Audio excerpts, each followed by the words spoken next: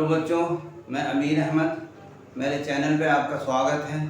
आज मैं quantity survey and valuation जो कि 6th सेम का एक सब्जेक्ट है, जिसमें एक चैप्टर है चैप्टर नंबर 7, उसका नाम है कॉन्ट्रैक्टशिप। आज मैं इस कॉन्ट्रैक्टशिप के MCQs डिस्कस करूँगा। तो चलिए शुरू करते हैं। नंबर 1 MCQs के अंदर, क्योंकि इस बार आपका एग्जाम MCQs या ऑब्जेक्टिव टाइप क्वेश्चन का होना है, लिहाजा मैंने ये कॉन्ट्रैक्टशिप के MCQs बनाए हैं। तो जिसमें नंबर 1 है contract is undertaking bye a person और फर्म टू डू। दोबारा पढ़ता हूँ question. Contract is an undertaking bye a person और फर्म टू। इसका मतलब है कि ठेका एक जो लिखित समझौता है एक पर्सन और या किसी फर्म के द्वारा जो कि किया जाता है। Number 1 to do any work under certain terms and condition, किसी कार्य को करने के लिए कुछ कंडीशंस के साथ में। Number B for the supply of material with certain terms and condition, या किसी मटेरियल को सप्लाई करने के लिए with certain terms and condition. या नंबर सी है for the transport of material, या मटेरियल के ट्रांसपोर्टेशन के लिए एक समझौता किया जाता है with certain terms and conditions. और डी है ऑल द अबव। तो इन्होंने मालूम किया था इस क्वेश्चन में कि एक लिखित समझौता जो एक पर्सन या किसी फर्म द्वारा किया जाता है, उसका आंसर जो अभी मैंने बताया आपको, to do any work under certain condition, B में है for the supply of material, C में है for the transport of material, और डी में है ऑल द अबव। इसका मतलब है कि ए बी सी जो 3 हैं, ये तीनों कार्य ऐसे हैं जो कि कॉन्ट्रैक्ट किया जाता है, अंडरटेकिंग या समझौता किया जाता है बाय ए फर्म। इसका मतलब ये है कि all the above is the answer is correct, यानी डी जो है वो आंसर करेक्ट है। चलिए दूसरा question. A contract is an agreement which can be enforced by law. एक कॉन्ट्रैक्ट जो है एक लिखित समझौता है जो कि इन्फोर्स्ड होता है नियम से, बाय द लॉ, किससे? As per Indian contract act of 1872 1872। Number B है as per Indian contract act of 1872 section 10। Number C है as per Indian contract act of 1927, और डी में है नन ऑफ द अबव। इसका मतलब है कि जो इस पर इन्फोर्स करता है लॉ वो है 1872 और सेक्शन नंबर 10। इसका मतलब ये बी इसका आंसर सही है। तीसरा क्वेश्चन है which of the following is the essential requirement of a valid contract. किसी वैलिड कॉन्ट्रैक्ट के लिए कौन से अभिन्न अंग हैं जो आवश्यक हैं? Number 1 an offer that particularly describe exactly what will be provided, यानी एक ऐसा ऑफर जो कंपनी द्वारा किया जाता है फर्म से कि वो उसी चीज़ को सप्लाई करेगा या वही काम करेगा जो कि डिस्क्राइब किया गया है।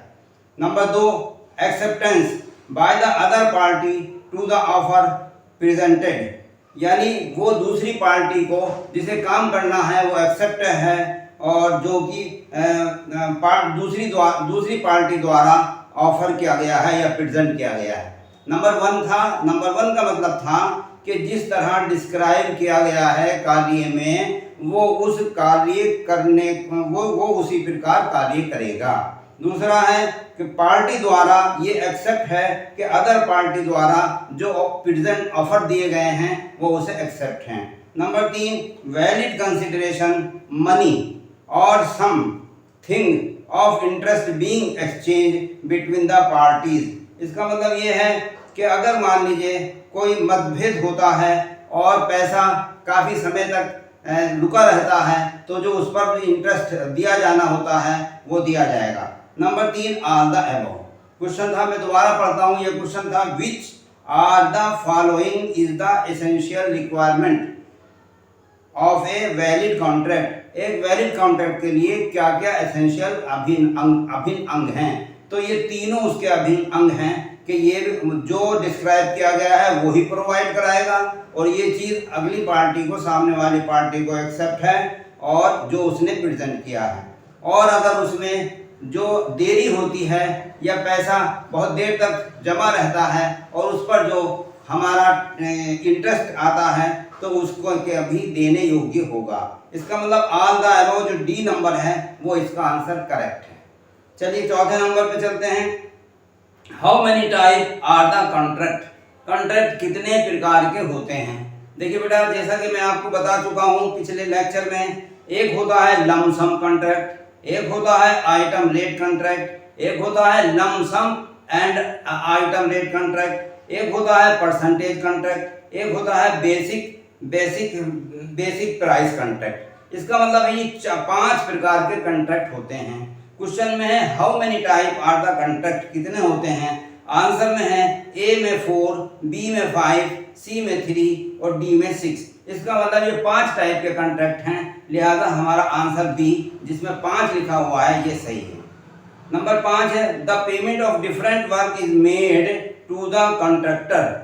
किसी भी काम का पेमेंट जो कॉन्ट्रैक्ट को दिया जाता है, फिर सुनिए, the payment of different work is made, किसी भी काम का पेमेंट जो कॉन्ट्रैक्टर को दिया जाता है, इन कॉन्ट्रैक्ट को दिया जाता है तो इसमें है ऑप्शन में बाय चेक, बाय कैश और बाय ए एंड बी और ऑल ऑफ द अबव। तो जितने भी प्रकार के बेटा पेमेंट होते हैं वो सारे के सारे बाय चेक द्वारा दिए जाते हैं कॉन्ट्रैक्टर को। इसका मतलब ये है कि इसका ए जो है आंसर वो सही है। नंबर 6 है if the contractor has not deposit full amount of security money before hand, अगर कॉन्ट्रैक्टर द्वारा पूरी राशि सिक्योरिटी मनी की नहीं जमा की गई है, देन खाली जगह है is deducted from each payment, तब काटा जाएगा प्रत्येक पेमेंट से फ्रॉम द कॉन्ट्रैक्टर, ठेकेदार के, as security money as is kept deposited, और उसको डिपॉजिट रखा जाएगा। क्या कहा क्वेश्चन में? ये कह रहा है कि अगर कॉन्ट्रैक्टर द्वारा सिक्योरिटी मनी जमा नहीं की गई है कार्य करने से पहले तो परसेंटेज खाली जगह है काटी जाएगी फ्रॉम ईच पेमेंट, जो भी पेमेंट उसे किए जाएंगे कार्य करने के बाद उसमें से सम परसेंटेज काटी जाएगी from the contractor as security money और उसको डिपॉजिट रखा जाएगा। तो वो कितनी परसेंट होती है? A 10%, B 20%, C 5%, D none of the above. लिहाजा वो 10% होती है। यानी अगर सिक्योरिटी मनी ठेकेदार द्वारा पहले नहीं जमा की गई है कार्य करने से पहले, तो जब उसको पेमेंट जितने भी होंगे कार्य के उसमें से प्रत्येक पेमेंट में से 10% हर बार उसकी सिक्योरिटी मनी काट ली जाएगी और उसको डिपॉजिट रखा जाएगा। इस तरीके से 6 क्वेश्चन हो गए। 7वां क्वेश्चन है साहब, after checking the interim bill of the contractor the payment made to the contractor is called, यानी इंटरिम बिल को चेक करने के बाद जो पेमेंट ठेकेदार को किया जाता है उसे कहते हैं ए रनिंग या interim payment, number B final payment, number C advance payment, number D none of the above. तो जैसा कि इसके क्वेश्चन में भी दिया है कि इंटरिम बिल ऑफ कॉन्ट्रैक्टर को पेमेंट किया जाता है आफ्टर चेकिंग इंटरिम बिल, तो वो वाला बिल जो है हमारा रनिंग या इंटरिम पेमेंट ही कहलाता है। इसका मतलब इसका ऑप्शन ए सही है। चलिए साहब आते हैं 8वें क्वेश्चन पर।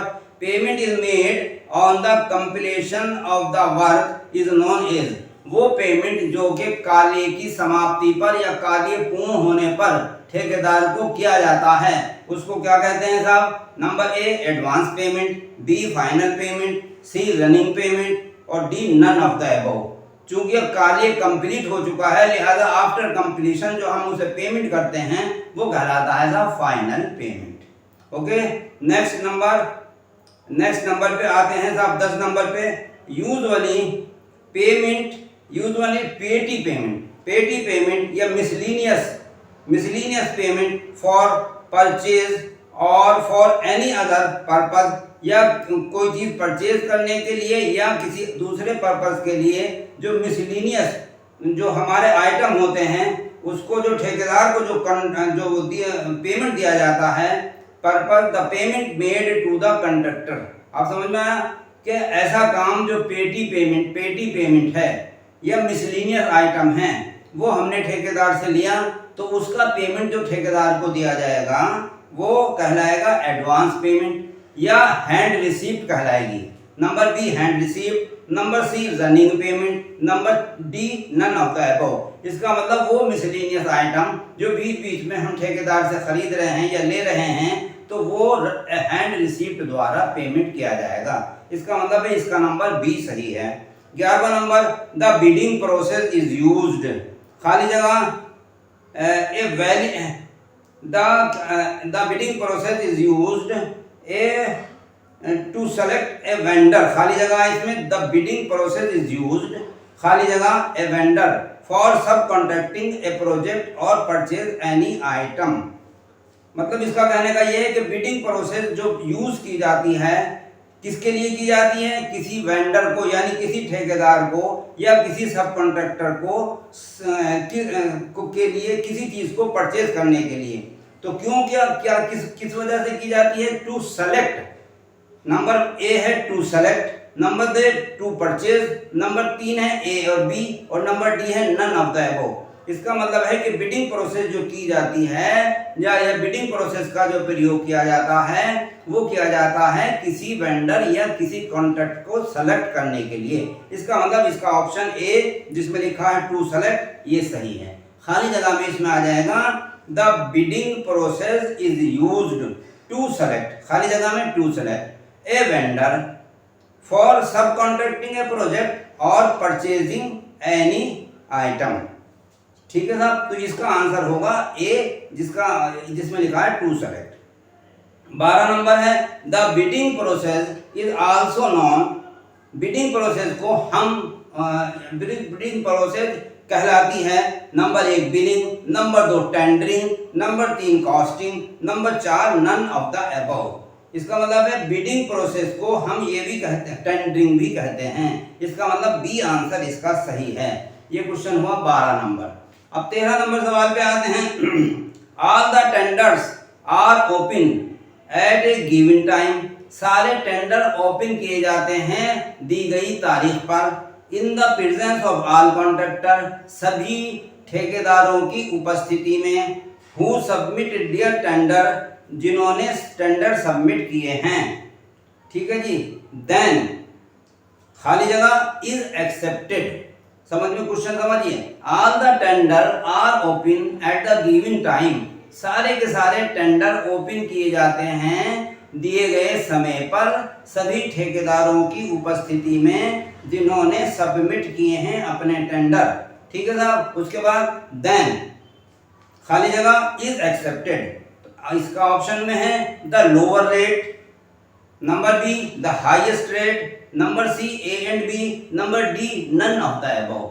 तो जब सारे के सारे टेंडर ओपन किए गए सभी ठेकेदारों की उपस्थिति में तो उसमें सब लोअर रेट को एक्सेप्ट किया जाता है। इसका मतलब है इसमें आंसर ए सही है। चलिए 14 number annual financial statement of the anticipated receipts and expenditure is called. वो सारे के सारे एनुअल फाइनेंशियल स्टेटमेंट जो कि या रिसीप्ट या सारे के सारे एक्सपेंडिचर जो कि हमारे साल भर में किए जाते हैं उन्हें क्या कहते हैं साहब। ए में बैलेंस शीट कहते हैं, नंबर बी फाइनेंशियल शीट कहते हैं, नंबर सी बजट कहते हैं, number D expenditure receipt statement. तो वो सारे के सारे खर्चे जो किए जाते हैं साल भर में वो कहलाते हैं, ऑप्शन डी इसका सही है, एक्सपेंडिचर रिसीप्ट स्टेटमेंट। चलिए नेक्स्ट है 15 number A work costing less than 20,000, ऐसा कार्य जिसकी कीमत 20,000 से कम हो उसे क्या कहते हैं साहब। Number A petty work, number 2 minor work, number 3 major work और नंबर 4 कैजुअल वर्क। तो ऐसे कार्य जिनकी कॉस्ट 20,000 से कम हो, लेस देन 20,000, वो सारे के सारे कार्य पेटी वर्क कहलाते हैं साहब। इसका आंसर ए सही है। उसके बाद 16 नंबर पे आते हैं, a work costing more than 1 crore, ऐसे कार्य जिनकी कीमत 1 करोड़ से ज्यादा हो उन्हें क्या कहते हैं साहब? A substantial work, substantial work, number 2 minor work, number 3 major work, number 4 project. तो वो सारे के सारे मेजर वर्क कहलाते हैं। याद रखिएगा, 1 करोड़ से ज्यादा के कार्य कहलाते हैं मेजर वर्क। इसका मतलब इसका ऑप्शन सी सही है। 17वां नंबर सवाल, व्हाइल सबमिटिंग ए टेंडर, जब टेंडर हम जमा करते हैं, the contractor is required deposit some amount, तो कॉन्ट्रैक्टर को कुछ अमाउंट जमा करना होता है अपने टेंडर के साथ टू द डिपार्टमेंट, डिपार्टमेंट को, as guarantee of the tender, वो टेंडर की गारंटी होती है। उसे क्या कहते हैं साहब? उसे कहते हैं बैंक गारंटी, उसे कहते हैं अर्नेस्ट मनी, उसे कहते हैं सिक्योरिटी मनी, उसे कहते हैं कॉशन मनी। तो इसका आंसर बी सही है, earnest money is the amount which is deposited by the contractor at the time of deposition of the tender, यानी टेंडर को जमा करते समय जो अमाउंट ठेकेदार द्वारा डिपार्टमेंट को जमा किया जाता है उसे कहते हैं साहब अर्नेस्ट मनी। इसका मतलब इसका बी आंसर सही है। चलिए आगे चलते हैं। Some penalty payable by contractor, कुछ पेनाल्टी जो कि ठेकेदार को पेएबल होती है, having no relationship with real damage is known, जो इज नोन मतलब जो कुछ पेनाल्टी ठेकेदार को जमा करनी होती है जो कि उसके कार्य में उसने कोई कमी कर दी है, तो उसको हम कहते हैं फिक्स्ड पेनाल्टी, लिक्विडेटेड डैमेज या डैमेज चार्जेस या कंपनसेटरी पेमेंट, तो वो कहलाता है लिक्विडेटेड डैमेज। यानी कार्य करने में कोई अगर कमी आ गई तो उसके डैमेज के लिए जो पेनाल्टी जमा करनी होती है ठेकेदार को उसे कहते हैं लिक्विडेटेड डैमेज। तो ये था साहब 18वां सवाल। अब आते हैं साहब 19 नंबर सवाल पर। At the time of submission of tender, tender को जमा करते समय फॉर ए स्पेसिफिक वर्क, किसी भी कार्य के लिए कॉन्ट्रैक्टर को जो पैसा डिपॉजिट करना होता है वो लगभग 2%, अबाउट 2%, उसे हम क्या कहते हैं? समझ में आया? दोबारा रिपीट करता हूँ। टेंडर जमा करते समय ठेकेदार को जो मनी जमा करनी होती है एडवांस में, उसे हम क्या कहते हैं? Earnest money, security money, retention money, none of the above, तो वो कहलाती है अर्नेस्ट मनी जो लगभग 2% होती है। चलिए, on acceptance of the tender, जब उसका टेंडर एक्सेप्ट हो जाता है यानी लोअर रेट का, on acceptance of the tender the contractor has to deposit 10% of tender amount, यानी 2% तो उसने लिफाफा जब टेंडर जमा किया उस समय जमा किया, वो तो टेंडर की गारंटी हुई जिसे हमने कहा अर्नेस्ट मनी। अब ये उसका टेंडर एक्सेप्ट हो गया, खुलने के बाद उसने लोअर रेट थे, लिहाजा अब उसको 10% और पैसा जमा करना होगा जो कि जमानत मनी या सिक्योरिटी मनी कहलाएगा। तो इसका क्वेश्चन का 20 नंबर क्वेश्चन के आंसर दे रखे थे, ए में अर्नेस्ट मनी, बी में सिक्योरिटी मनी, सी में रिटेंशन मनी, डी में नन ऑफ द अबव। इसका मतलब इसका आंसर जो है बी यानी सिक्योरिटी मनी वो सही है। तो इस तरीके से बच्चों मैंने ये लेसन नंबर 7 जो कॉन्ट्रैक्टरशिप का है उसके मैंने आज 20 MCQs multiple choice question discuss किए। उम्मीद करता हूँ आपकी समझ में आया होगा।